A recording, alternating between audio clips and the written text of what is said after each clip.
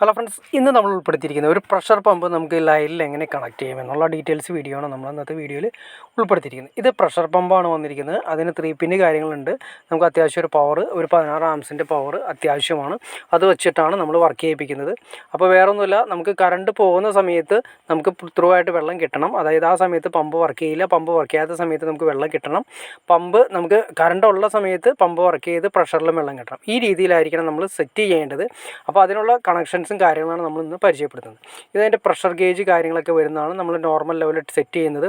ഓരോ pressure pump നമുക്ക് അതിനനുസരിച്ചിട്ട് പ്രഷർ സെറ്റ് ചെയ്യാൻ സാധിക്കും. ഇതെല്ലാം നമ്മൾ കൊടുത്തിരിക്കുന്നത് യൂണിയൻ ഇട്ടിട്ടാണ് ടൈറ്റ് ചെയ്തിരിക്കുന്നത്. അതായത് പമ്പ് കാര്യങ്ങൾ എന്തെങ്കിലും കംപ്ലൈൻറ്റോ കാര്യങ്ങൾ വന്നു കഴിഞ്ഞാൽ നമുക്ക് ക്ലിയർ ചെയ്യാൻ വേണ്ടി യൂണിയൻ ഉണ്ടാകും ടൈപ്പ് ചെയ്യുന്നത്. ആദ്യമേ തന്നെ നോക്കുക, നമുക്ക് സ്റ്റീലിൻ്റെ ടാങ്കിൽ നിന്നും, അത് ഏത് ടാങ്കായാലും കുഴപ്പമില്ല, വാട്ടർ ടാങ്കിൽ നിന്ന് നേരെ 2 ഇഞ്ച് പൈപ്പാണ് വന്നിരിക്കുന്നത്. 2 ഇഞ്ച് പൈപ്പ് ഔട്ട് വന്നിരിക്കുന്നത് ഒന്ന് കണ്ടോ, നമ്മൾ കാണാൻ സാധിക്കും. 2 ലൈൻ ഇവിടെ ഓൾറെഡി കൊണ്ടുപോയിട്ടുണ്ട്. ഒന്ന് പ്രഷർ ലൈൻ അല്ലാത്ത രീതിയിൽ നമുക്ക് ചെറിയ ബാത്റൂമിലേക്ക് പോയിരിക്കുന്നത് പ്രഷർ ലൈൻ അല്ലാത്ത രീതിയിൽ പോയിരിക്കുന്നു. അത് നിങ്ങൾ മൈൻഡ് ചെയ്യണം നിർബന്ധമില്ല. ഇനി അങ്ങനെയല്ല കണക്ട് ചെയ്യണമെങ്കിൽ കണക്ട് ചെയ്യേണ്ട. ഇനി വരുന്ന സെക്ഷനാണ് ശ്രദ്ധിക്കേണ്ടത്. ഈ വരുന്നതെന്ന് വെച്ചാൽ കണ്ടോ, ഇതിലാണ് നമ്മുടെ മെയിൻ ലൈൻ വരുന്നത്. ഈ മെയിൻ ലൈനിൽ നമ്മൾ പോകുന്ന സ്ഥലത്ത് നിന്ന് ഒരു ടീ ഇട്ടിട്ടാണ് നമ്മൾ ഈ പ്രഷർ ലൈനിലേക്ക് കൊടുത്തിരിക്കുന്നത്.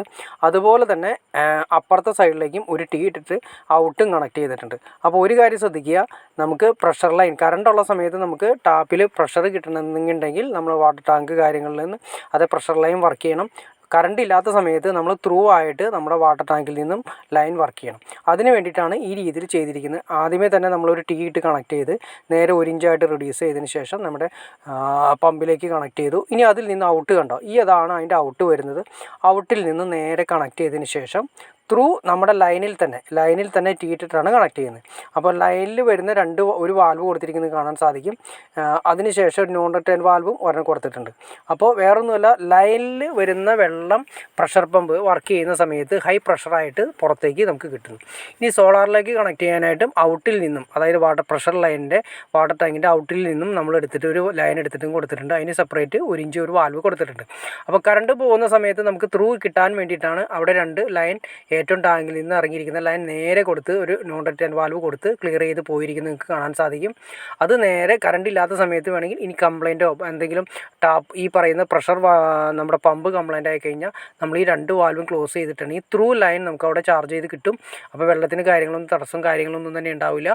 അപ്പോൾ നമ്മൾ ഉപയോഗിക്കുന്നത് ഇപ്പോൾ നമ്മൾ നേരത്തെ പറഞ്ഞ പോലെ 16 ആംസിൻ്റെ ചാർജ്, അതായത് 16 ആംസിൻ്റെ പവർ പ്ലഗാണ് നമ്മൾ ഇത് പവർ പ്ലഗിന് വേണ്ടിയിട്ട് നമ്മുടെ ഈ പമ്പിന് വേണ്ടിയിട്ട് യൂസ് ചെയ്യുന്നത്.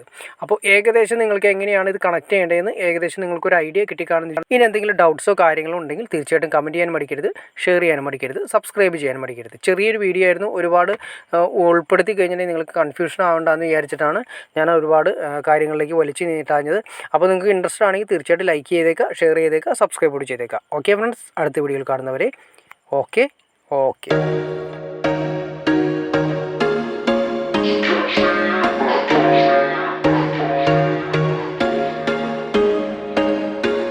There was once a day that I would pray for you. I'd go and misbehave just so you'd notice too. Sneaking looks up and down from across the room.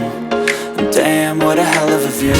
I feel good, you look great, I like you, I can't wait. A first time, a first date, you're so fine, I'm so